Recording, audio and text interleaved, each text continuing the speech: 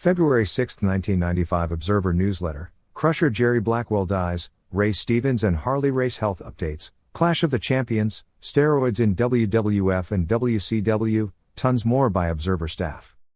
Wrestling Observer Newsletter. P.O. Box 1228, Kemble, California 950091228. February 6, 1995. Crusher Jerry Blackwell, known as the Mountain from Stone Mountain, Georgia during his 15-year wrestling career, passed away on January 22 from complications from pneumonia at the age of 45. Blackwell, who during his prime was generally considered the best worker of any 400-pound-plus wrestler in history before modern-era wrestlers like Bam Bam Bigelow and Vader came along, had been in poor health for most of the past 8 years, generally stemming from obesity, which prematurely ended his career. He had largely been out of active wrestling since 1988, although he promoted around Atlanta suburbs for an independent group that had local television called Southern Championship Wrestling through 1990. He had been out of the pro wrestling scene the past 4 years, estranged from his family and living in Dawsonville, Georgia, largely suffering from a series of illnesses ranging from gout, diabetes and gangrene, all stemming from his weight, as he had gotten heavier since retiring from pro wrestling. He had largely been bedridden for much of the past year. His condition was worsened by a series of auto accidents, some would say not all coincidental. The latest auto accident, in December, hospitalized him and led to the weakened condition which ended up taking his life. He was buried on January 25 in Atlanta. Blackwell, at about 5'9" and January 2 and ranging from 375 to 420 pounds during his career, he was billed in the 80s at 468 pounds, although at the time he was closer to 395, but at his short height with the enormous gut, he could pass for 468, during his prime had surprising agility, stamina and working ability. Unlike other 400-pound monsters such as Vader, Bigelow, King Kong Bundy, Avalanche John Tenta, etc., Blackwell was much shorter and most of his weight was centered around an enormous midsection which hung practically down to his knees, with a much smaller overall frame and smaller legs than others in the 400-pound range. This only made his work that much more impressive, doing moves like standing drop kicks and taking big backdrops and suplexes, which in those days no men of his size were able to do. He had a very unique ability for being able to work even and believable matches with men much lighter, even of the size of Greg Gagne, a frequent opponent, rather than doing the traditional big man/little man spots that 400-pounders in wrestling during that era did. It was this ability that made him a major star internationally. Despite his physique, which from looking at him one would envision the most unathletic, out-of-shape specimen in the business, Blackwell was actually a top 50 caliber worker during his prime. His best career run came from 1979-86 while wrestling for Vern Gagne's American Wrestling Association, first as a heel and later as a babyface. Although his age will be disputed by most in wrestling because the weight and eventual gray hair by the mid-80s made him look far older than he really was, Jerry Blackwell was born April 26, 1949. The Wrestling Observer's Who's Who in Pro Wrestling published in 1986 listed a 1942 birth date, but other sources after the fact claimed to have seen his passport visa listing a 1949 date. The fact he not only had several grandchildren, but great-grandchildren, also makes the 1949 date subject to question. Local newspaper death notices listed his age at 45, which would be the same age as our updated records had, and given the time period of his career, that age would also seem to be the most likely, as, despite the fact that he could pass for being in his early 40s in 1984 by the way he looked, it's relatively hard to believe a man that fat could have had the agility and stamina he possessed in his early 40s, because fat men generally lose their ring ability faster as they age than men who keep themselves in shape, both because the stamina and agility goes faster but also because all the weight makes the joints go faster. He began wrestling in 1974 in the South doing the Fat Man Hillbilly gimmick. He had an early stint in the WWF as Crusher Blackwell where he didn't get much of a push. He got a sizable push in his second stint in the WWF in the late 70s, including title matches with then-champion Bob Backlund at most of the major Northeastern arenas. He was also something of a major star in the old Knoxville circuit where he worked under a mask as the Canadian Bumblebee after originally coming in as Crusher Blackwell doing the Boo Bradley gimmick of being a good old boy forced to be a heel by manager Boris Malenko, who supposedly held the mortgage on his house and was constantly threatening to foreclose on his family before local hero Ron Garvin took him under his wing. His biggest success, both in terms of notoriety as well as money, was no doubt with the AWA. He arrived in 1979 as Jerry Blackwell, to feud with the Crusher over the right to use the name. He was along with Nick Bockwinkel, the top heel in the territory during that period, and was even a frequent contender for Verne Gagne's AWA title after Gagne had regained the title in 1980. He also was a frequent early opponent for Hulk Hogan when Hogan first made his name as a major drawing card in the United States. In fact, by going up for slams for Hogan, he got Hogan over as a powerhouse, which was basically the gimmick Hogan used as a face against monsters for the next 15 years. He also would go up for suplexes regularly when feuding with Brad Rheingans, although Rheingans didn't get over due to lack of charisma despite Blackwell's best efforts. Blackwell was one of the headliners at the time the AWA was setting gate records, including being in the top main event or semifinal during numerous sellouts of the 17,000-seat St. Paul Civic Center and in other AWA cities like Chicago. He was in the semifinal of a 1982 St. Paul show which not only drew a sellout, but a sellout of a 5,000-seat adjacent building for the closed circuit overflow, teaming with former Olympic wrestler Sheikh Adnan El-Kassi against Verne Gagne, coming out of retirement for the first of hundreds of times, and Mad Dog Vachon underneath the most famous of the Bockwinkel vs. Hogan title matches. Blackwell was a surprisingly strong interview along with being a top-notch worker. Soon thereafter, Blackwell took a comedy role and stayed with it for a several-year run, turning Arabian as Sheikh Ayatollah Blackwell, a spoof on the Iranian Ayatollah who was considered at the time the greatest foreign menace in real-world politics due to the famous hostage crisis a few years earlier. Blackwell was first a tag team partner with Kassi. The two had a lengthy feud with the High Flyers, Greg Gagne and Jim Brunzell, threatening to take the titles to Baghdad, Iraq, where Blackwell had been promised a harem of dancing girls. That pairing never captured the AWA tag team titles, although Blackwell was constantly teased of his dream with constant close calls.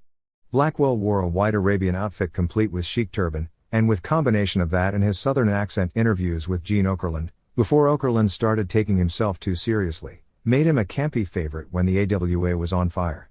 After Kassi's career was somewhat curtailed due to frequent ring injuries, he was made a manager and Blackwell was paired with Ken Patera, and the two captured the AWA tag team titles on March 26, 1983 in Minneapolis from the High Flyers, which they held until May 6, 1984, losing to the Crusher and Baron von Raschke in Green Bay. The pairing with Patera had its own irony. Several years earlier, Patera was responsible for Blackwell gaining some mainstream notoriety as what was actually a practical joke.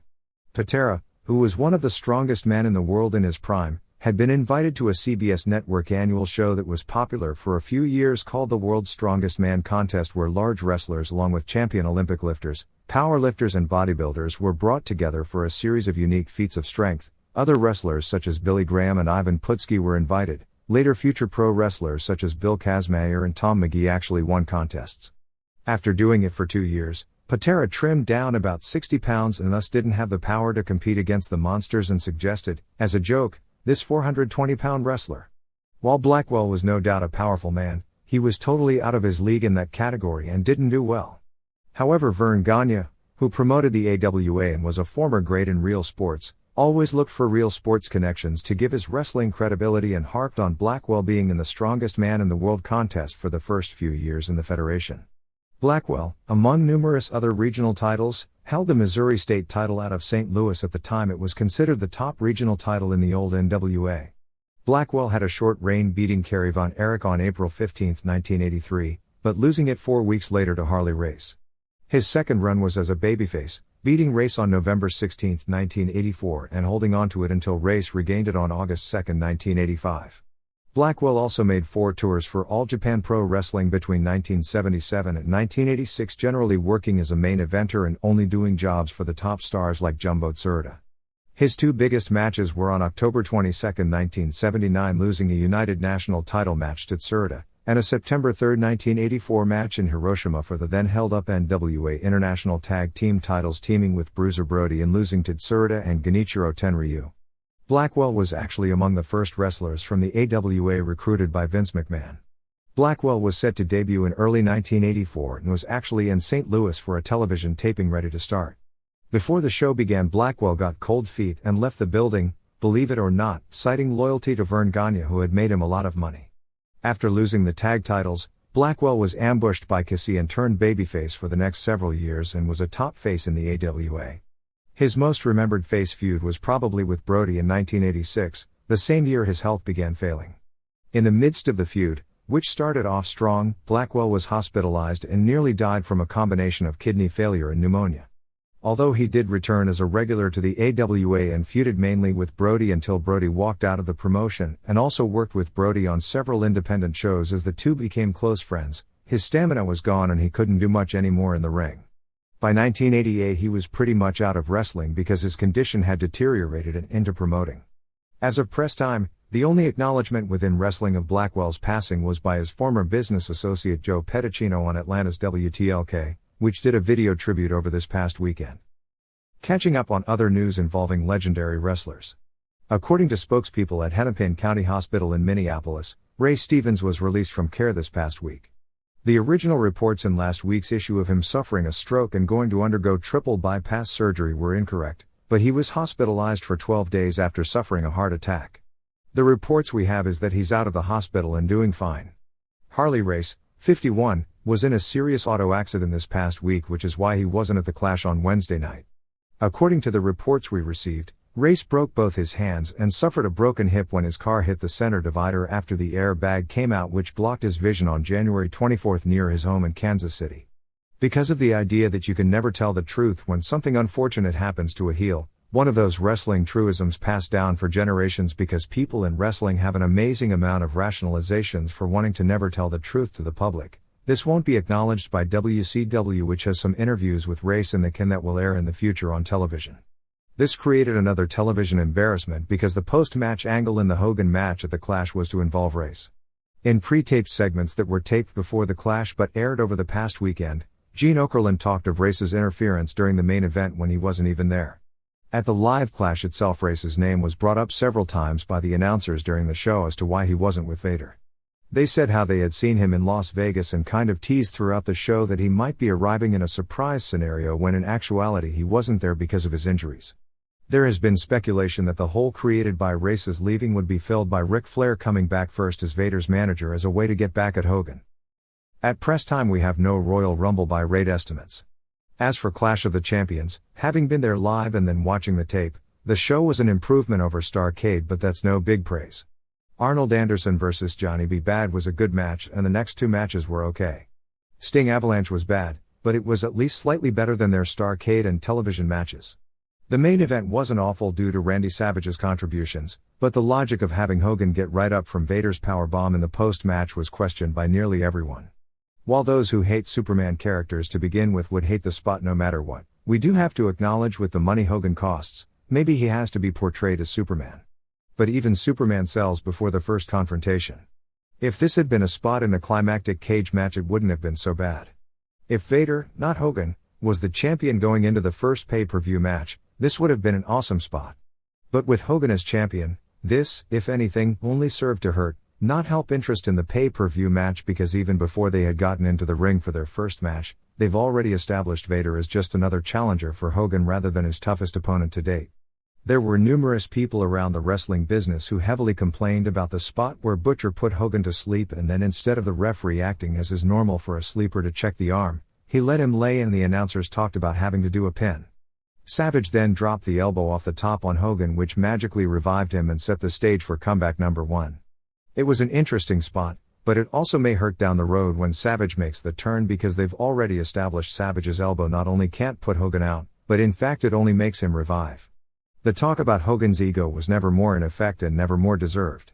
Instead of Savage being portrayed as an equal, as say Batman to Hogan's Superman, to eventually build up to their matches at the end of the year, it was made clear from the start they were Batman and Robin, and Savage was totally established as number two on his debut rather than there being any question of the pecking order, even to the point that it was Hogan who scored the winning pin in Savage's debut show, and it was Hogan who got the hot tag and not Savage. The Clash on January 25 at Caesars Palace Sports Pavilion in Las Vegas drew a sellout 3,500 fans, of which 2,300 were paid. With the high ticket prices, $50, $40, $25 and $15, the gate was in excess of $60,000, so from a gate standpoint it was the biggest Clash ever. While some would knock the idea of only 2,300 paid for a major show as being nothing to brag about, when it comes at 4:30 p.m. on a Wednesday afternoon, the fact the building was filled makes the promotion of the event a success. The local promotion aspect was excellent, as many of the wrestlers, Randy Savage in particular, were doing numerous media and public appearances building to the event. At Caesars itself, There were several large posters around the casino, and it seemed every employee of the hotel had buttons on their shirts listing the show. The most important number is that the show did a 3.5 rating and a 5.6 share, so it was viewed in 2,160,000 homes during an average minute. At press time we don't have the quarter-hour breakdowns, but as an overall show, that was the exact same rating as last January's clash with a Ric Flair and Sting vs. Vader and Rick Rude main event. Both shows had relatively weak undercards. While this year's undercard was slightly weaker on paper, both shows drew based almost exclusively on the main event. While the heels were definitely weaker this year, the fact that Mr. General Public drawing card Hogan and the television debut of Savage with WCW were on this show, along with the last-minute hype of Flair's return and a half-page USA Today ad on page 2 of the sports section the day of the show, and a lot of other advertising tacked on, has to make this rating a disappointment, even though we were told going in that Eric Bischoff had set his sights on a 3.5. As a live show, it was okay. It was better than the recent WWF and WCW house shows I've seen, although in no ways would it qualify as a good show. The atmosphere in many ways, because it was a television show, wasn't like you were attending a wrestling show. With Gary Cuphead constantly telling the fans to make noise during every commercial break and giving them a countdown to pop, it was more like attending a game show taping than seeing a live show. They passed out a decent amount of merchandise before they went on the air, although the crowd brought far more Hogan merchandise than most WCW crowds. In fact, the building was filled with people wearing WWF merchandise. Before the show, when Cuphead ran down the card, the most boos by far were for Alex Wright. Hogan got both a lot of cheers and a lot of boos. However, when Wright came out for his match with Bobby Eaton, he was neither cheered nor booed. While Hogan got a lot of boos on his intro and every mention of his name, the cheers drowned out most of the boos, unlike other cities where it's a 50-50. You couldn't see the interviews on the video walls or the Wright video, etc., but could hear them, but the sound system really wasn't that great. After the show, Bischoff said it was a cost-saving measure but admitted it may not have been the best idea because the long delays could have taken the crowd out of the show. Truthfully, the delays were shorter than most are at regular house shows, and the one long delay was shorter than an average intermission, and I didn't hear anyone complain afterwards about the delays. All the complaints were directed at Hogan. When Vader came out, he got as many cheers and boos, while Flair was probably 75% cheers, even though he shook Bobby Heenan's hand to try and turn the crowd against him. In the dark match, Brad and Scott Armstrong beat Dick Slater and Bunkhouse Buck in 8:32. Slater went to hit Brad with his cowboy boot, but Brad ducked and Buck got hit and was pinned. 1 star. 1. Arnold Anderson retained the TV title over Johnny B. Bad in 7:38. This was the best of their series of matches thus far. Bad dominated, opening with a dropkick and a dive over the top onto Arn and Rob Parker. A really creative spot saw Anderson come off the top, Bad raise his foot, but Anderson blocked getting hit and hit an elbow drop. A lot of fans were screaming Haku at Meng. Bad hit the KO punch but knocked Anderson out of the ring. Parker revived Anderson by pouring a pitcher of water on his face. As Bad chased Parker around and into the ring, Anderson caught him with a DDT for the pin. The reaction to Anderson winning was about 90% positive. 3 stars. 2. Wright pinned Eaton in 7:28. The announcers have taken Wright's age back from 19 to 18. Match was okay, although nobody cares about Wright. It's too bad, he has potential and he's got the kind of look that women would go for, but by shoving that down people's throat, it works in reverse. Eaton kicked out of Wright's crossbody off the top rope, then Wright kicked out of Eaton's Alabama Jam before Wright scored a pin with a second crossbody. 2 stars. 3. Harlem Heat retained WCW tag titles, beating Marcus Bagwell and the Patriot in 9:45. All four worked hard. Lots of USA chants live. Bagwell was worked over most of the way. Match was better than average, but the finish was really messed up, with Sherry on the apron holding her shoe waiting for the spot that Booker T had called for 15 seconds, which just made everyone look stupid. Sherry took an outrageous bump when they finally got to it, as Bagwell reversed T's whip and T got hit with the high heel shoe. Bagwell had T pinned, but Stevie Ray kicked Bagwell in the face, he went over backwards, and T pinned him. 2 1/4 stars. 4. Sting beat Avalanche via referee stop in a weird finish in 5:22. Avalanche controlled early with the power moves. After a collision, Avalanche went down and Sting fell against the ropes and went down, accidentally headbutting Avalanche in the groin. Sting then used 4 stinger splashes before putting on the Scorpion. Avalanche was shaking his head and tapping out like a concession, but special ref Guardian Angel didn't call it. Nick Patrick then came out and stopped the match, ruling Avalanche had submitted. Angel and Patrick started arguing, with Angel saying he was the ref in charge. Angel attacked Patrick and Sting then started punching Angel. Avalanche and Angel started to work on Sting and Angel pulled out his belt, but before he could do any real damage, Bagwell and Patriot made the save. The angle was really strange as it appeared it was totally mistimed as Bagwell and Patriot came out for the save before they'd even gotten any heat up. After the match, Gene Okerlund in a very clumsy manner said to Angel something to the effect of "You're not going back to Big Bubba Rogers," which in fact he is, and he at the end of his interview said he was Big Bubba Rogers going back to the first gimmick that got him over in the mid-80s. Talk about going full circle in life. Match was watchable, but easily the worst thing on the show. 1 1/4 stars. 5. Hogan and Savage beat Kevin Sullivan and Butcher in 11:04. Butcher got the sleeper and Hogan was out. Savage dropped the elbow off the top on Hogan and then he popped up and made a comeback. Savage started selling, including taking a Jerry Estrada-style bump over the top rope. Finally he made the hot tag. Hogan got the foot in the face on Butcher, Savage dropped the elbow, Hogan did the leg drop and 1 2 3. After the match Vader jumped in and knocked Savage out of the ring. Hogan punched him 3 times but Vader didn't sell. Vader powerbombed Hogan, who got right back up. Savage and Hogan double-teamed Vader at some point while either doing the powerbomb or taking the bump. Vader ripped his pants. Jimmy Hart threw each a chair and Vader backed off and they posed to end the show. Whatever the purpose was for Flair to be there and the plans of what to do were thwarted for reasons that are unclear, although it was supposed to only be a tease at this point. 1 1/2 star. Last week we made some comments about Diesel's comments on the recent Chet Kopic television show regarding steroid use in WWF and WCW. While his implication that steroid use was a must in WCW to get a push was probably unfair because it's doubtful use in WCW ever approached the 80 to 90% testified to being in the WWF in the McMahon trial. However, for the present, what he said appears to have validity and WCW has an embarrassment on its hands. Frank Anderson, 38, who is mainly used by WCW on tapes it sends to Europe, was convicted, I believe he pleaded guilty, this past week in Sweden, where he is something of a national hero from his days as a world champion Greco-Roman wrestler in the late 70s and early 80s, of purchasing and possessing genotropin, a form of human growth hormone, the drug many athletes use to get around steroid testing because it is undetectable under the present testing system. Anderson admitted the drugs he purchased in December were for personal use. 2 days later Anderson was in Las Vegas for WCW cutting promos for Europe, so he was neither fined nor suspended despite pleading guilty for using an illegal drug despite that being specific in the WCW drug policy. The fact he never failed a test shows the other loophole and shows that when groups talk about testing as the answer to the question when these drugs are brought up by the media, that is either an incomplete answer or an outright attempt to mislead. However, looking at physiques from WWF and WCW today tells a story. I'm not saying WWF is 100% clean, but it's done a remarkable job of cleaning itself up. That can't be said for WCW. Allegedly, according to court records in Jim Hellwig's dropped lawsuit against Titan, at one point, WWF did fire Ultimate Warrior for the belief he was using growth hormone to get around steroid testing. Hellwig denies this point but does claim that was why he was fired. Hellwig was the group's biggest drawing card at the time he was fired.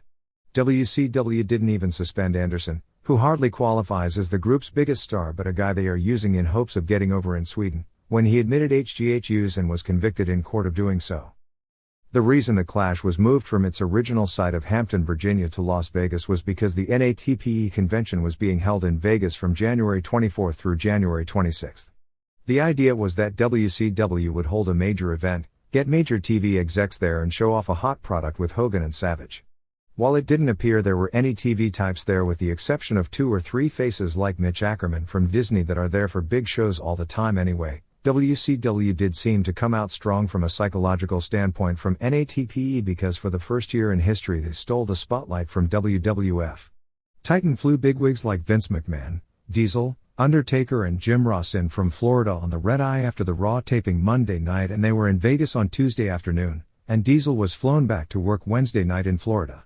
According to those who were there, when Diesel was walking around, he did turn heads because he was in costume and his size, but nobody knew who he was. WCW got much larger crowds to the Turner booth with Hogan and Savage, who everyone knew. Bischoff even gave a speech where he talked about WCW as being where the stars are and knocked WWF, saying that their mid-card cast-offs like Diesel are now world champions in WWF. And although I was told it was embarrassing to witness, the interview Lauren Hutton did with Hogan garnered a lot of attention. There were no lines for autographs of Diesel, Undertaker or McMahon, while there were lines for Savage and long lines for Hogan. Some WCW officials were openly talking about smoking Titan at the convention. By Thursday, when foot traffic was down, Ross and Shane McMahon were in the Titan booth with the Bushwhackers, Mr. Fuji, etc., looking like Maytag repairmen, while the crowds flocked around the booth where the Blade Warriors did skating exhibitions just a few feet away. WWF is still far and away number one in the United States, but they didn't look like it in a venue that they used to be one of the feature attractions in. The only other organization that had a booth at the convention was the Chicago-based American Wrestling Federation, which brought Tito Santana, Sergeant Slaughter, who was recognized by many and got some attention, Chris Adams, Greg Valentine, Johnny Gunn, and Bob Orton. Despite the names in attendance, they billed themselves as the wrestling for the 21st century. It was unintentionally hilarious to see Gunn in costume. Whether or not Gunn is on steroids right now or has been is immaterial to the fact that any TV exec who saw him had to think steroids as their first thought because of his physique. Considering the steroid stigma cost Titan numerous outlets when it came time to renew after the trial, and wrestling is still fighting the stigma with advertisers, trying to sell a wrestler to TV execs by a physique like Gunn's was a many years out of date philosophy. AWF will probably be on TV in several markets later this year and was talking about doing house shows in October. Having a booth at the convention and paying for all the wrestlers to appear every day is one very expensive proposition, so they clearly have money behind them. Unfortunately, they didn't appear to have new ideas other than selling the show as a 30-minute slot opposed to the traditional 60-minute wrestling slots. There were other companies that were selling old LPWA and world-class tapes, and current ICW tapes, and guys running around from SMW, USWA and even smaller outfits. Interestingly, nobody was trying to sell anything to do with shoot fighting or ultimate fighting despite its success on pay-per-view, and nobody representing international organizations were in attendance. Given what was hot on the convention floor, shows with small costumed guys aimed at children like Power Rangers and their clones, or pretty young athletic types aimed at teenagers at young adults, either the Mexican minis or Japanese women wrestlers probably would have been more of an attention getter what was there, but only if their exhibits had included live performances. The biggest promotional feud in Japan right now doesn't appear to be among the various different offices but among the country's two largest wrestling magazines, Weekly Pro Wrestling and Weekly Gong.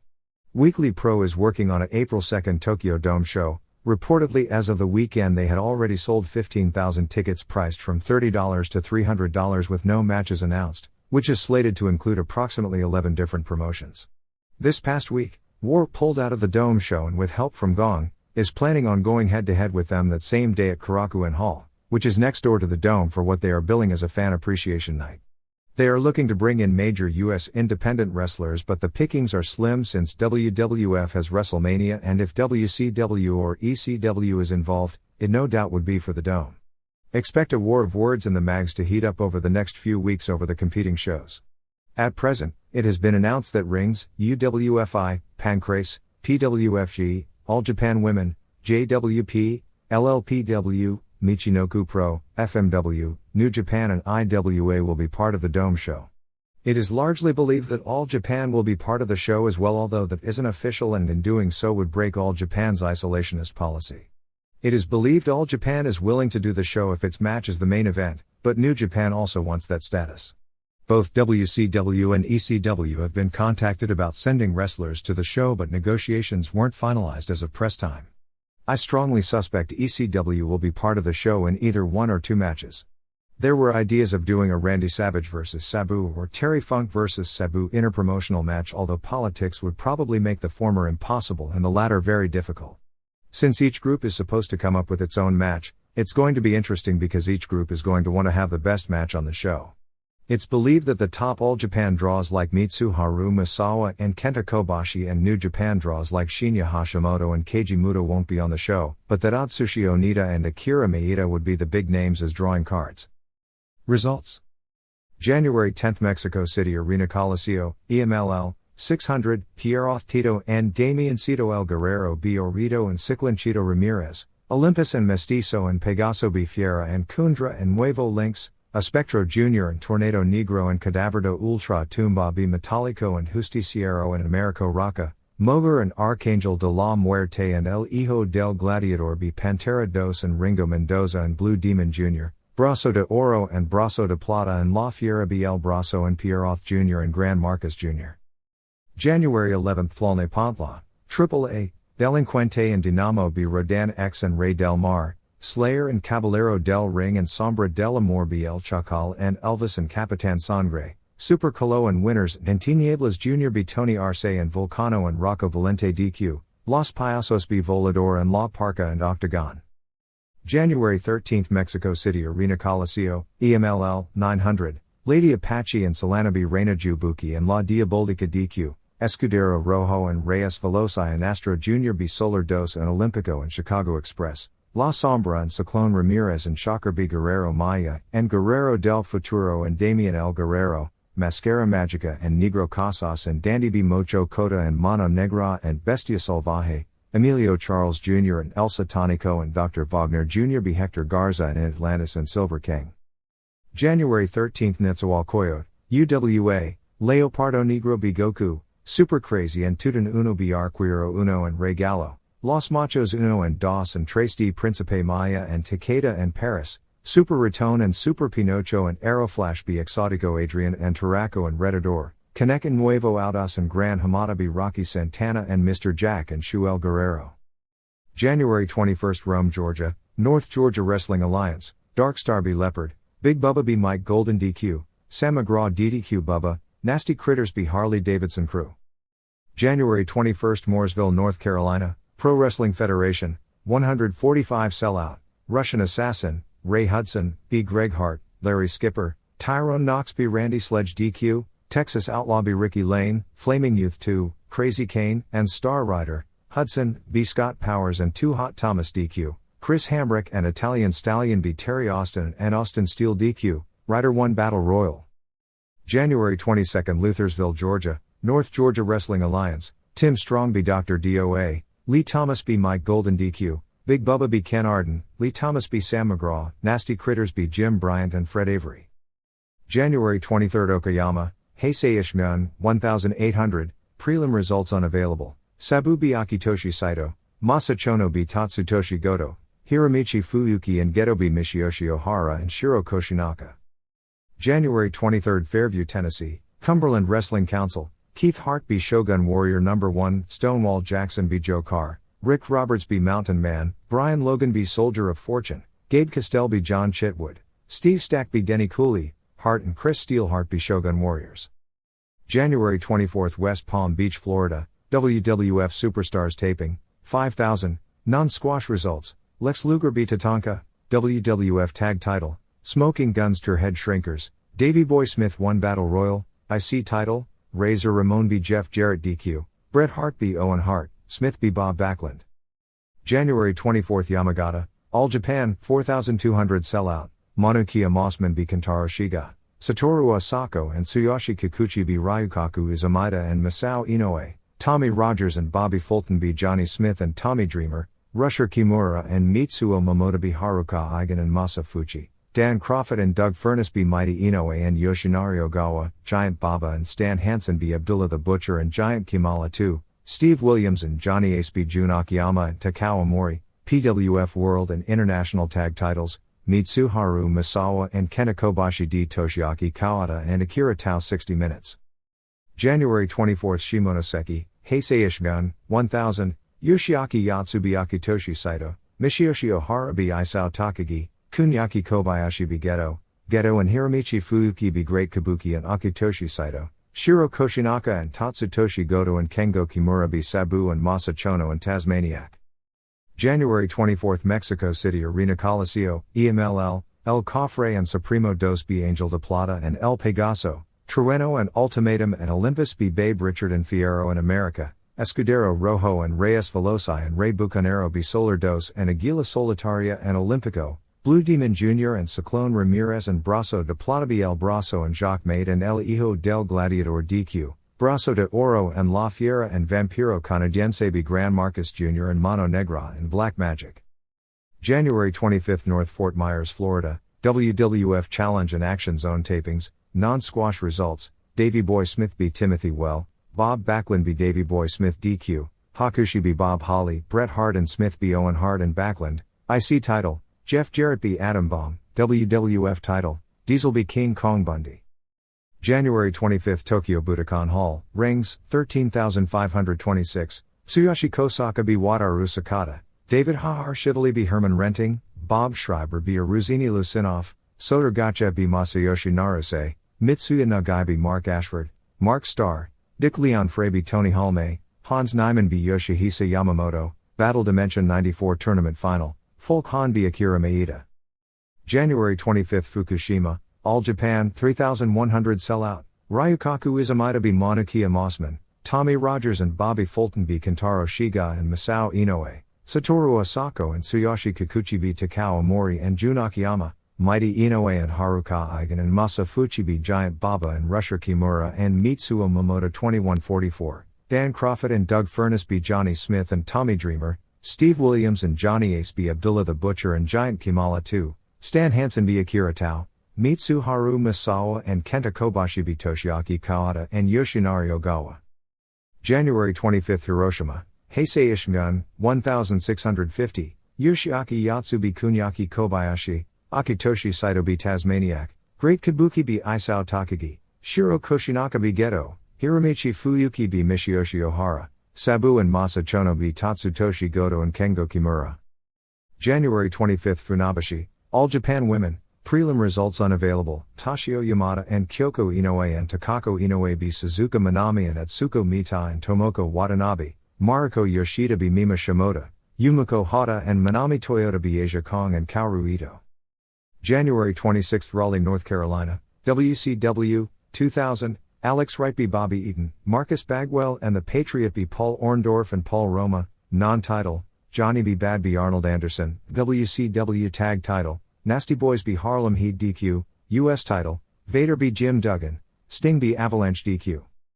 January 26, Nagoya, Pancrase, 3679 Sellout, Yusuke Fuke b Richard Sarr, Ito b Gregory Smeet, Frank Shamrock b Katsumi Inagaki, Masakatsu Funaki b Jason D. Lucia, Boss Rutan b Manabu Yamada, Wayne Shamrock b Leon Dyke.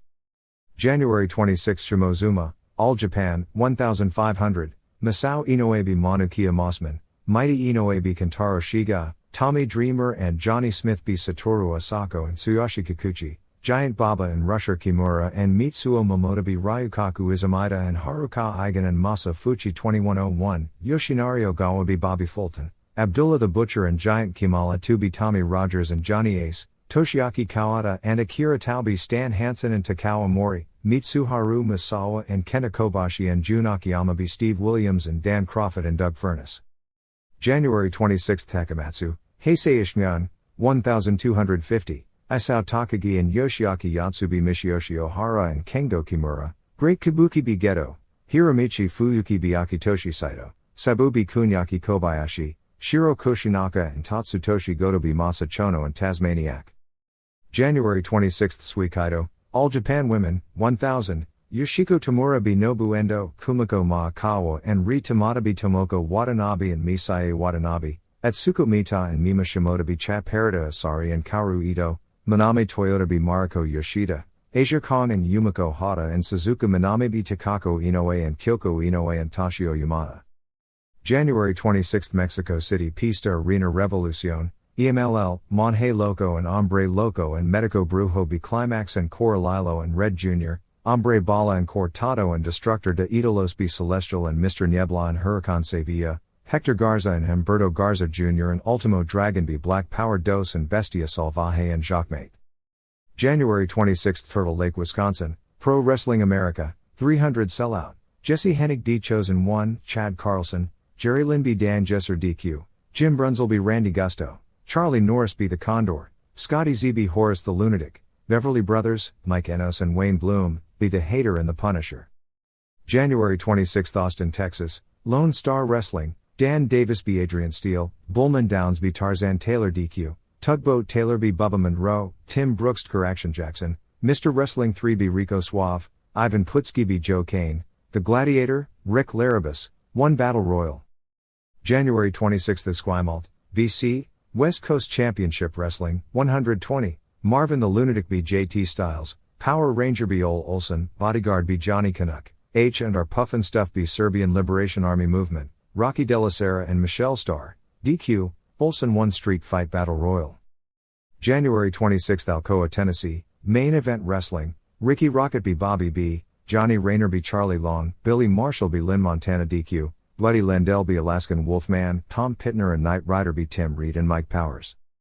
January 26th Johnson City, Tennessee, All Pro Wrestling, 200, The Stallion b Evil Magician, Mr. X and Top Slaughter b Mauler and Troublemaker No. 2, Tiny and Wild Bill DDQ Bad Boy No. 1 and Ricky Z, Eddie Golden and Stan Lee b Cherokee Renegade and Chris Steelheart DQ, Mike and Sam Spade b Ghost Riders, Alex Shane b Chains DQ, Shane 1 Battle Royal. January 27th Fayetteville, North Carolina, WCW, 1600, Alex Wright b Bobby Eaton, Marcus Bagwell and the Patriot b Paul Orndorff and Paul Roma, non-title, Johnny b Bad b Arnold Anderson, WCW Tag Title, Nasty Boys b Harlem Heat DQ, US Title, Vader b Jim Duggan, Sting b Avalanche DQ.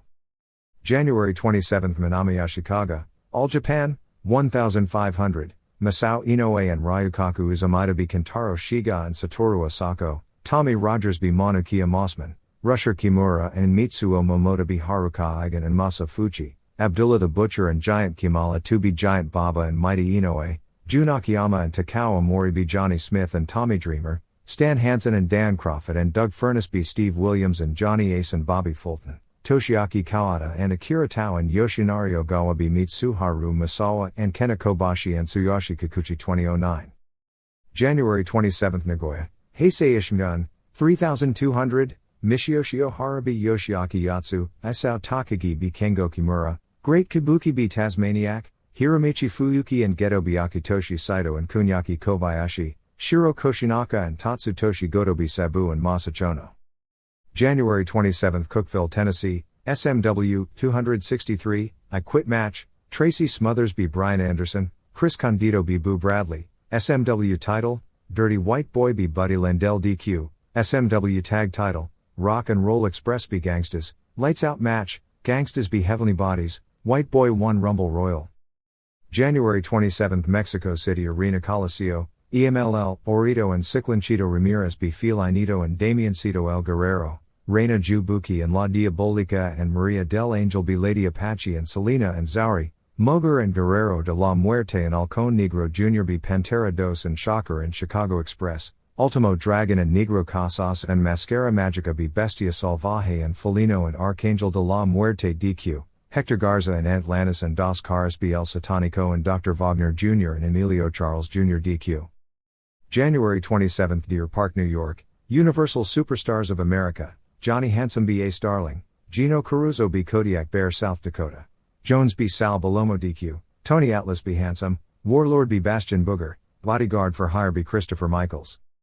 January 27th Calgary, Canadian Rocky Mountain Wrestling, Flip Lee d Johnny Coltrane, Freeze b Katana, Super Kungo b Steve Rivers, Jason Helton b Black Bart DQ, Steve Gillespie b Steve Wild, Lumberjack Match, Jerry Morrow b Rick Titan. January 27th in Nanaimo, BC, West Coast Championship Wrestling, 171, JT Styles b Marvin the Lunatic, Power Ranger b Ole Olsen, Johnny Canuck b Bodyguard, Serbian Liberation Army Movement BH and R Puffin Stuff, Olsen 1 Battle Royal. January 27th Mooresville, North Carolina, Independent Championship Wrestling, 235, Bill Armstrong b John Strader, Agent Steel b Johnny Dollars, Executive b David Daniels, Mike Majors b L.A. Butcher, Mark Ash and George South b Gentleman James and Darkstar. January 27th Rossville, Georgia, TWA, Jimmy Sharp and New One Man Gang b Chuck Colton, Adrian Champagne, Handicap, Rick Justice and John Humphreys b Black Terminator DQ, Roger Sartain b Frankie Lee, Mark Payne and Blazing Fury b Keith Hart and Fly Guy, Bubba Humphreys b Ken Arden. January 28th Knoxville, Tennessee, SMW 2000, D, Low Brown b Brian Logan 1 1/2 star, U Bradley b Chris Condito 3 1/2 stars, Ricky Morton b Unabomb DQ 1 star, Buddy Lendell b Tracy Smothers 2.5 stars, SMW title, Jerry Lawler b Dirty White Boy to win title 2 1/4 stars, Lights Out Match, White Boy b Landell 1 1/4 stars, Heavenly Bodies DDQ Gangstas 4 1/4 stars, Morton 1 Rumble Royal 2 stars. February 28th Winston-Salem, North Carolina, WCW, 2200, Alex Wright b Bobby Eaton Dud, Marcus Bagwell and the Patriot b Paul Orndorff and Paul Roma 1 1/2 star, non-title, Johnny B. Bad B. Arnold Anderson Dud, WCW Tag Title, Nasty Boys B. Harlem Heat DQ 2 and 1/4 stars, US Title, Vader B. Jim Duggan 1 and 3/4 stars, Sting B. Avalanche DQ 1 star. February 28 Tokyo Korakuen Hall, All Japan, 2100 sellout, Tommy Dreamer B. Manukia Mossman, Tommy Rogers and Bobby Fulton B. Masao Inoue and Yoshinari Ogawa, Dan Crawford and Doug Furness B. Kentaro Shiga and Satoru Osako, Giant Baba and Rusher Kimura and Mitsuo Momota D. Mighty Inoue and Haruka Eigen and Masa Fuchi 40 minutes, Steve Williams and Johnny Ace B. Abdullah the Butcher and Giant Kimala 2, Kena Kobashi B. Ryukaku Izumida, Mitsuharu Misawa and Tsuyoshi Kikuchi B. Takao Mori and Jun Akiyama, Toshiaki Kawada and Akira Tao B. Stan Hansen and Johnny Smith. February 28 Yokaichi, IWA, Cynthia Moreno D. Kyoko Ichiki, Aguila Negra B. Taesuk Tao, Miguel Perez B. Hiroshi Ono, Iceman, Ricky Santana, and Jiraiya B. Yoshihiro Tajiri and Takashi Okano, Bunkhouse Match, Leatherface, Rick Patterson, B. Shoji Nakamaki, Crypt Keeper, Jose Estrada Jr., and Cactus Jack B. Dick Slater and Nobutaka Araya. February 28 Kumagaya, Social Pro Wrestling Federation, Fujita B. Exciting Yoshida and Phantom Funakushi B. The Hustler and Deuce, Isamu Tyranishi B. Yamada, Goro Tsurumi B. Dangerous Uchida, Yoshiaki Yatsu and Isao Takagi B. Hiroshi Hatanaka and Ryo Maik. February 28 Kyoto, JWP, 1500, prelim results unavailable, Cutie Suzuki B. Fuseo Naochi, Devil Masami and Mayumi Ozaki B. Hikari Fukuoka and Dynamite Kansai 2332. February 28 Cleveland, Cleveland All Pro Wrestling, 398, Sean Casey B. Randy Rogers, Biff Beverly B. Canadian Bad Boy, T.C. Reynolds B. Scott D'Amore, J.T. Lightning B. Steve Nixon DQ, Ron Cumberledge Virgil, Johnny Walker B. Brett Powers, Doink the Clown, Matt Osborne, B. Big Bully Bizich, Shane Douglas D. Al Snow 30 minutes 4 stars. February 28 Staten Island, New York, Universal Superstars of America, Christopher Michaels B. Gino Caruso DQ, Tony Atlas 1 Battle Royal South Dakota, Jones B. Kodiak Bear, Sal Balomo B. Caruso, Atlas B. Bastion Booger DQ, Bodyguard for Hire B. Johnny Handsome. February 28 Vineland, New Jersey, WWWA, Rick Ratchet B. Ghetto Blaster, Supernova B. Derek Domino DQ, Ace Darling B. Mr. Motion, Blue Demon, obviously not the original, B. Bobby Piper, Harley Lewis B. Inferno Kid, Chief Dancing Wolf 1 Battle Royal, Glenn Osborne B. Dancing Wolf, Jimmy Snuka B. Metal Maniac. February 28 St. Paul, Pro Wrestling America, 200, Lenny Lane B. The Wizard, Scotty Z. B. Chosen 1, Jesse Hennig B. Dan Jesser, Jerry Lynn B. Horace the Lunatic, Charlie Norris and Stormtroopers B. The Hater and the Punisher and Randy Gusto. February 28 Cloverdale, BC, West Coast Championship Wrestling, 250, Ole Olson B. Doug Casson, Lance Idol and Brett Como BH and our Puffin' Stuff, Johnny Canuck B. The Bodyguard to win WCCW title, Firefighter Adrian B. Timothy Flowers DQ, Serbian Liberation Army Movement B. Buddy Wayne and Power Ranger. February 28 Montrose, Michigan, Indiana, 300, Benson Lee B. Tex Monroe, Ray Roberts B. Rick Austin, Bob Emendorf B. Tubby Tanaka, Animal Intensity B. Youngblood, Al Snow B. Johnny V., Not Johnny Valiant, UFC Exhibition, Dan Severn B. Chrome. February 28 Maywood, California, AIWA, Vandal Drummond B. Frankie D., Pulverizer and Mark Kissel DDQ Bubba Storm and Spike Contillo, Man vs. Woman, Cheryl Rusaw B. Johnny Legend, Peter Maivia Jr., Joe Palumbo Jr., B. Jason the Strong. February 28 Roxborough, North Carolina, Atlantic Championship Wrestling, 207, Red Scorpion B. Tex Granger, Billy Black and Mad Dog Davidson B. Sergeant Rhodes and Hammer Man, Dale Porter B. Pat Friday, Grave Digger B. Russian Assassin DQ, East Coast Connection B. Heartbreak Express, Hammerman 1 Battle Royal. February 28 Chatsworth, Georgia, TWA, Samurai Dragons B. Adrian Champagne and Larry Blade, Craig Ward and Superstar No. 2 B. Joey Funk and Outpatient, Jimmy Sharp and Scotty Fernandez B. Craig Ward and John Green, Frankie Lee and Chuck Colt and Champagne NC Mark Payne and Blazing Fury and Ken Arden. February 28 Sun Valley, California, Slammers, Jeff Lindbergh 1 Bunkhouse Battle Royal, Movie Star Mike B. Lindbergh DQ, Bruce Bodine B. Hombre de Oro, Mike B. Samoan Kid, Dynamite DB Tyrone Little. February 29 Tokyo Korakuen Hall, All Japan, 2100 sellout, Mighty Inoue B. Manukia Mossman, Yoshinari Ogawa B. Kentaro Shiga, Satoru Asako and Tsuyoshi Kikuchi be Masao Inoue and Ryukaku Izumida, Haruka Eigen and Masa Fuchibe Rusher Kimura and Mitsuo Momota, Asian Tag Team Title Tournament Final Match, Takao Mori and Jun Akiyama be Tommy Rogers and Bobby Fulton to capture vacant titles, Stan Hansen and Tommy Dreamer be Abdullah the Butcher and Giant Kimala 2, Toshiaki Kawada and Akira Tao be Dan Crawford and Doug Furnace 2408, Giant Baba and Mitsuharu Masawa and Kenta Kobashi be Steve Williams and Johnny Ace and Johnny Smith 2340. February 29, Shinjo, IWA, Cynthia Moreno be Tomoe Araya, Yoshihiro Tajiri be Taesuk Tao, Crypt Keeper be Jiraiya, Miguel Perez and Takashi Okano be Iceman and Aguila Negra, Dick Slater be Hiroshi Ono, Leatherface and Cactus Jack be Nobutaka Araya and Shoji Nakamaki.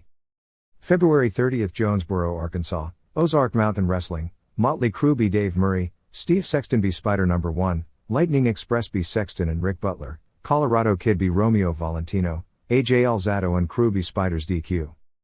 Special thanks to Chris Kazmierzak, Bruce Tycho, Steve Dr. Lucha Sims, Sam Kent, Adam Geller, Dan Paris, Buddy Phillips, Bruce Mitchell, Dominic Valenti, Norm Connors, Tim Whitehead, Bill Needham, David Willis, Stuart Kemp, Dave Prozik, Brian Hildebrand, Greg John, Dan Farron, Barry St. George, Jason Gwynn, Ed Sharkey, Bruce Tycho, Peggy Watkins.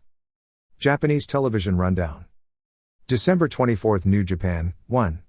Tatsumi Fujinami pinned Riki Choshu in 5:39 with a lateral guillotine. A lot better than you'd expect. They put a lot into the short match. It was stiff, well-timed with a lot of heat and Fujinami even threw in a tape. 3 stars. 2. Shinjiro Otani won the UWA Junior Heavyweight title from Norio Oniga in 13:11 with a dragon suplex. The first part was slow but it picked up with a lot of nice moves and near falls back and forth. The heat wasn't as good as in the previous match, however. Oniga used a low blow and flying clothesline that he beat Santo for the title with but Otani kicked out. Otani also kicked out of a Frankensteiner off the top rope and a dandana. 3 3/4 stars. 3. Junji Hirata beat Masa Chono in 7:26 via DQ. Chono attacked Hirata from behind as he was coming to the ring and hit a DDT on the floor. Hirata made a comeback and did a diving headbutt off the apron onto Chono. Chono's eye was swollen shut from a previous match with the two.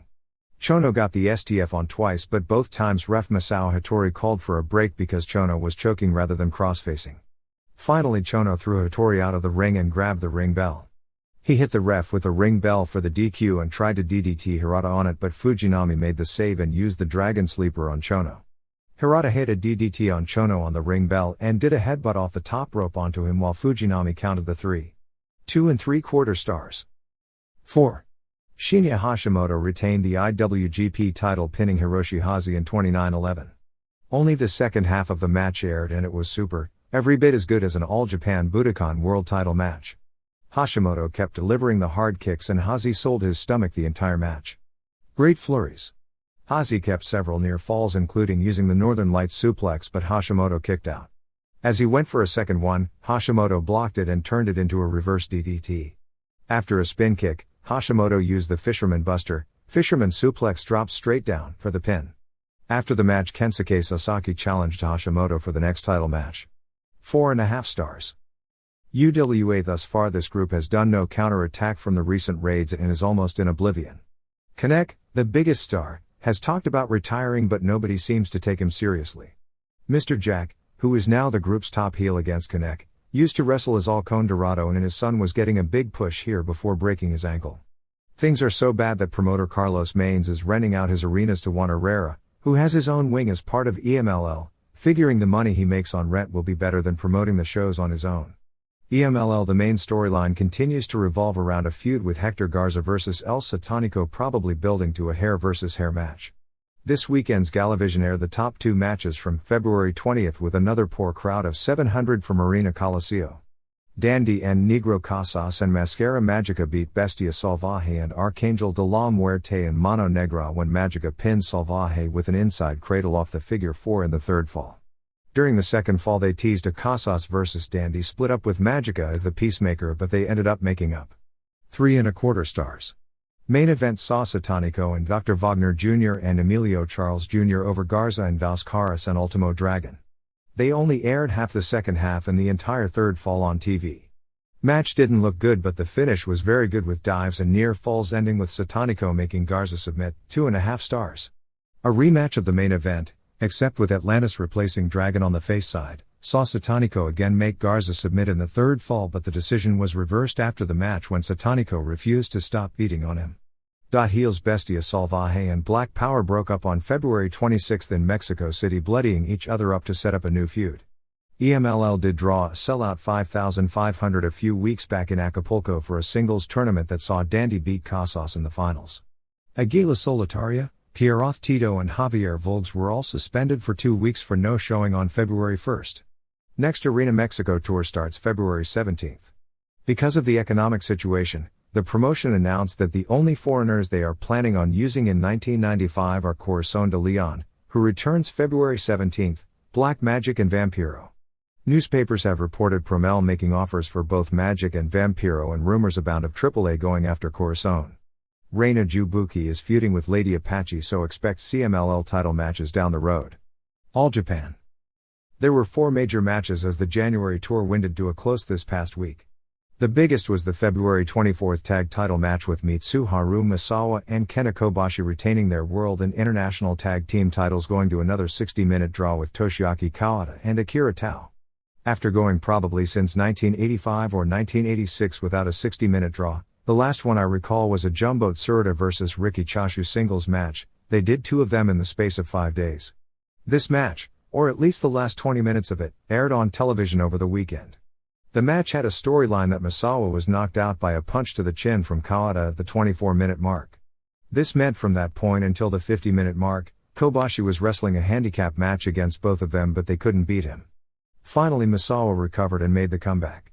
On January 25 in Fukushima, the match to determine the next challenger for Kawada's Triple Crown World title saw Stan Hansen pin Akira Tao with the lariat in 17:59. The other 2 took place on the final night of the tour, January 29 at Tokyo Korakuen Hall. The final match of the Asian Tag Team title tournament came down to Jun Akiyama and Takao Mori beating Tommy Rogers and Bobby Fulton when Akiyama pinned Fulton in 1740 with the urinage suplex. The tournament from the start seemed built around these 2 teams going to the finals. The other major match on that show saw Kawada and Tao beat Dan Crawford and Doug Furnace in 24:08. After the match, in a post-match press interview, Baba announced that on March 4 at Budokan Hall, which will be the next major show, it'll be Kawada vs Hansen for the Triple Crown and Misawa and Kobashi defending the tag titles against Steve Williams and Johnny Ace, but also made mention that because of how impressive Crawford and Furnace were on the tour that they would be in line for a future title match. Baba also announced that they'll be holding the Champion Carnival Singles Tournament with all the top names in the promotion participating from mid-March through mid-April. Tom Zenk quit the promotion over not getting a raise. The January 14 television show did a 2.8 rating while January 21 did a 2.3, both of which are excellent for the slot. New Japan. Sad news from the training school. A trainee, Hiromitsu Gombe, 22, passed away on January 30 at a Tokyo hospital after undergoing brain surgery. Gombe, a collegiate national champion wrestler, had just started training with the company on January 20. On January 26 during training he took a bump wrong on his head and was taken to the hospital where brain surgery was immediately done, but he didn't recover. Gombe was on the Senshu College wrestling team, the same team which springboarded both Riki Choshu and Hiroshi Hazi to the Olympic Games, and he was considered an Olympic hopeful in the 220-pound class for Atlanta. He had won 2 national collegiate titles at Senshu. As a sophomore at 1992 he took the Greco-Roman Nationals at 178 pounds and as a senior captured the Nationals in Greco at 220. Since New Japan has employed so many ex-Olympic wrestlers, for athletic credibility, the company has wanted one of its wrestlers to go to the Olympics now that the rules have been changed and medal both, because it'll help the wrestler get over and give the company credibility. Several years ago Yoshiaki Yatsu, who was one of the top workers in the company at the time, had that as his goal and easily captured the Japanese nationals in the 286-pound class, but the IOC ruled him ineligible, ruling that pro wrestling was a sport and that made him a professional athlete. The Olympics have since done away with those archaic and hypocritical strict rules on amateur status, and pro wrestlers are eligible to compete in the Olympics. It is expected that Dennis Kozlowski, who formerly worked for UWFI, Dan Severn and a few of the Japanese will all at least try out for their respective national teams in 2 years. They are running an angle where Tatsumi Fujinami is going to miss the next tour, which starts this week. The angle is that New Japan wants him to retire but that he doesn't want to, so he's going to the United States and going to work small indie shows to build himself up from the bottom once again. Japanese are trying to book Fujinami on US Indies in mid-February to get the angle over. New Japan announced a tour after the one which starts this week from March 7th to March 27th with CWA champion Rambo, Tony St. Clair, Wild Pegasus, Black Tiger, Nasty Boys, March 7th to March 17th, and Hawk Warrior, March 18th to March 27th. During that tour will be the Young Lions tournament in prelims with Manabu Nakanishi, Yuji Nagata, Tokumitsu Ishizawa, Shintaro Otani, Tatsuhito Takaiwa, Yoshi Yutaka and PWFG's Yuki Ishikawa. The biggest shows will be March 19th in Nagoya, in which Antonio Inoki will wrestle and ringside is priced at $200, and Thanks Wrestling Day 2 on March 27th at the Tokyo Coliseum with ringside cut down to $50 as a fan appreciation special. Television ratings on January 14th, Hashimoto vs. Sasaki from Tokyo Dome, were 1.9 and January 21st, Steiners vs. Muto and Hazy from Dome, were 2.9. Jushin Liger has said he'd like to return to action at the April 2nd Tokyo Dome, but said it may still be the May Fukuoka Dome before he's ready. For more background on why the deal with Hiroyoshi Yamamoto, Tenzan, in regard to this publication became such a big heated deal, the reason is that when New Japan's Joe Daigo, former wrestler Tokyo Joe, arranged to Hiroyoshi to go to Austria for Auto Ones to get away for 2 years to gain size and experience, Daigo expressly made clear that he must never use steroids, and thus even the hint or a suggestion hit a nerve. Other Japan notes. Biggest show of the past week was January 25th at Budokan Hall, where Rings completed its Battle Dimension 94 tournament, which Fulcon beating Akira Maeda in the finals in 14-19 with a knee lock before 13,526 fans. We had several reports from the show saying the card was great and the main event was excellent, within the Rings limitations of everything having to be believable. The turnout was a great boost to Rings, which had seemed to lack fire and interest over the past year with Maeda's popularity going down, but this showed in the right situation he still has major drawing power. I believe it was the largest crowd for a Rings show in more than 2 years. In the third place match, Hans Niemann defeated Yoshihisa Yamamoto. 2 American pro wrestlers were on the show. Tony Halme, WWF's Ludwig Borga, lost to Dick Leon Frey via knockout in 8-11 and even got a bloody nose in the process to set up what will probably be a feud between the 2 foreign boxers, and WCW prelim wrestler Mark Starr worked as Mark Ashford, losing to Mitsuya Nagai. Pancrase ran January 26th in Nagoya, drawing a sellout 3,679 for a triple feature as Wayne Shamrock beat Leon Dyke with an Achilles tendon submission. Boss Rutan defeated number 1 contender Manabu Yamada in 105 and Masakatsu Funaki reversed an earlier loss, beating Jason DeLucia in 908 with the Achilles heel submission.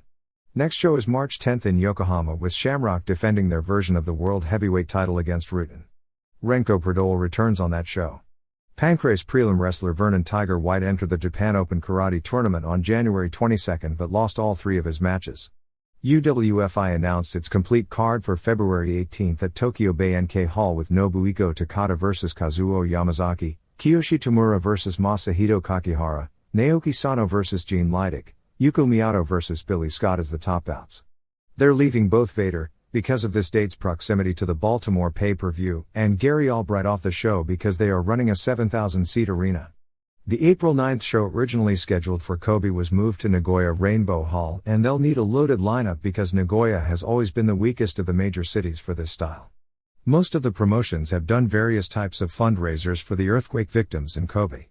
Yoshiaki Fujiwara and Great Sasuke raised $23,000 donating merchandise to an auction on January 22nd at Korakuen Hall. All the groups are doing various benefits with IWA this past week, using its Monster Heels, Crypt Keeper, Leatherface and Cactus Jack collecting money in front of the buildings. War and Heisei Ishimon are working together, doing numerous angles right now in a promotion versus promotion feud. Heisei Ishimon's Shiro Koshinaka and Tatsutoshi Goto and Michiyoshi Ohara hold the War Trios titles, and former champs Geto and Jado and Hiramichi Fuyuki asked for a rematch on the War February 6 Korakuen Hall show. Koshinaka refused, saying they were going to defend the belts on their own shows and then challenged the injured Genichiro Tenryu to a singles match. Tenryu is scheduled to return on March 11th. The biggest show of the recent Heisei Ishimon tour was January 27th in Nagoya, which drew 3,200, about double their usual crowd, as Sabu and Masa Chono lost their first match as a tag team to Koshinaka and Goto when Sabu did the job for Koshinaka, returning the favor from their December 26 singles match. There were two prelim upsets involving another promotion versus promotion feud with Heisei Ishingun versus Social Pro Wrestling Federation. Heisei Ishingun's Ohara upset Yatsu when several Heisei Ishingun wrestlers interfered. Then SBWF's Isao Takagi upset Kengo Kimura when Yatsu interfered. While this is traditional American-style booking, it's rarely used in Japan. On January 29, Heisei Ishigun's Kimura and Koshinaka went to the New Japan Dojo in another angle to recruit Hiroyoshi Tenzan to join their promotion. Tenzan, who is getting the big push as the youngest wrestler ever to challenge for the Iwgp World title next week, didn't accept. On February 12, Heisei Ishigun has an afternoon show at Korakuen Hall while New Japan has an evening show, and Koshinaka asked Tenzan to come to his show to see the group because they want him to join. Heisei Ishigun's show will have a double main event: Koshinaka and Goto and Great Kabuki vs Yatsu and Masa Saito and mystery partner.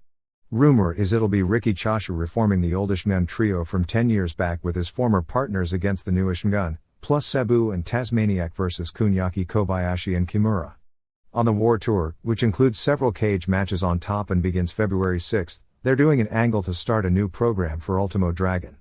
Masao Orihara, who is out with a legit injury, announced on January 27 that he is bringing a wrestler in from Mexico who is superior to Yoshihiro Asai and will capture his NWA middleweight title, and called him the Ultimate Dragon, and he'll manage him.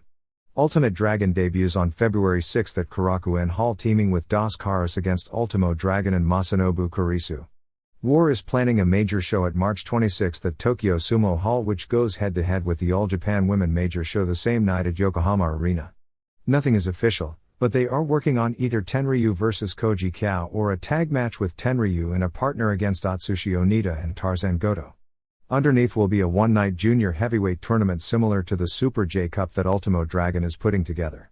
Kyo's promotion has Korakuen Hall booked on February 21 with a one-night singles tournament that will include Al Snow, Koki Kitahara, WAR, Hiroshi Itakura, WAR, Kurisu, WAR, Richard Byrne, Kyo, and a surprise TBA.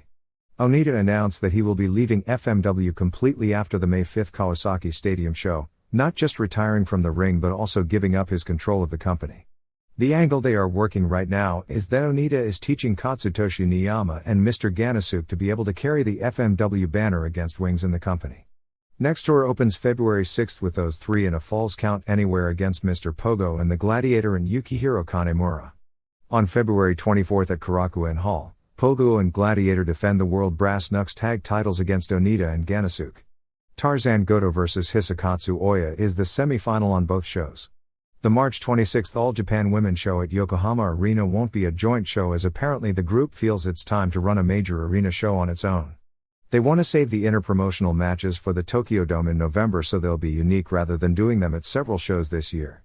In addition, there are those who are tired of working with LLPW and FMW because of backstage heat, last-minute problems and demands from the smaller groups to have their girls win matches they probably shouldn't, e-Combat Toyota over Yumiko Hata at the Dome show, and not wanting their top stars, Shinobu Kandori and Megumi Kudo respectively, to do jobs for AJW wrestlers on the big shows, which is why neither was in the V tournament at the Dome.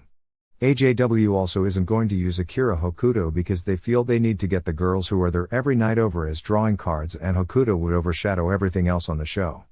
Hokuto vs Bull Nakano will take place at the April Stadium show in North Korea.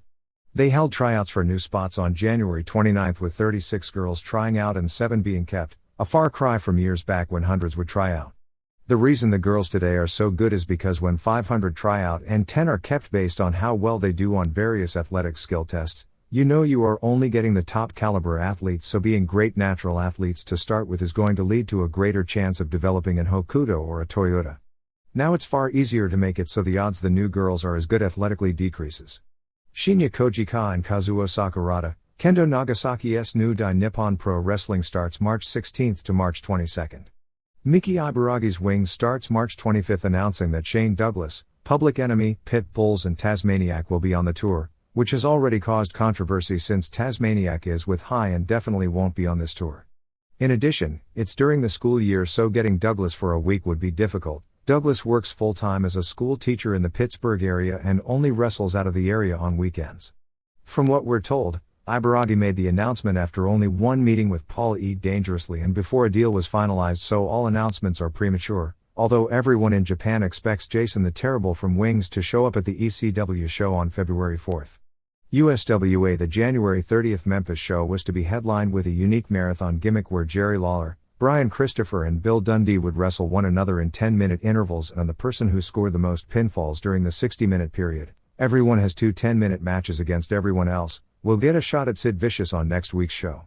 Vicious wasn't booked this week. The rest of the lineup was Tommy Rich and Doug Gilbert versus PG-13 in a Boys in the Hood match where all weapons brought into the ring are legal, Scott Studd versus Gorgeous George III, Rob Kellum aka Robbie Eagle, Moondog Rex and Miss Texas versus Reggie B. Fine and Sweet Georgia Brown, Spellbinder versus King Cobra and Moondog Spot versus Jim Harris. During interviews, Lawler, Dundee and Christopher all promised not to bring any foreign objects with them, which means they probably all will. On the January 23rd show, during the third fall of the Vicious vs. Brian Christopher match, Dundee came to ringside and Christopher started yelling at him. Vicious attacked Christopher from behind and had him pinned, but Christopher got his foot over the rope, but Dundee shoved his foot off the rope. Technically Dundee hasn't turned, although the hints are getting stronger. Dundee in an interview claimed announcer Corey Macklin was a liar and said the only reason he came to ringside was to help Christopher because he was doing so poorly. Gilbert now has orange hair. Looks like a failed attempt to become a redhead. George is doing a British accent gimmick but was disappointing in his debut on television January 28th. He's managed by Bad Business Brown. Scott Bowden is gone. He was a Memphis State College student who apparently graduated at the semester and is now looking for work in his field, and wrestling was just a job while in school. SMW. Jim Cornette's Super Saturday Night Fever drew 2,000 fans and $16,000 to the Knoxville City Coliseum on January 28. After D'Lo Brown beat Brian Logan in the opener, Chris Candido came out with Dennis Corraluzzo, Tammy Fitch and a guy named Guido for his match with Boo Bradley. They came out with an injunction stating Bradley was insane and the match should be cancelled. Ref Mark Curtis, Brian Hildebrand, then said that he was both an SMW and NWA sanctioned referee, and since Fitch was suspended, if all three didn't leave ringside, that he would strip Candido of the NWA title and give it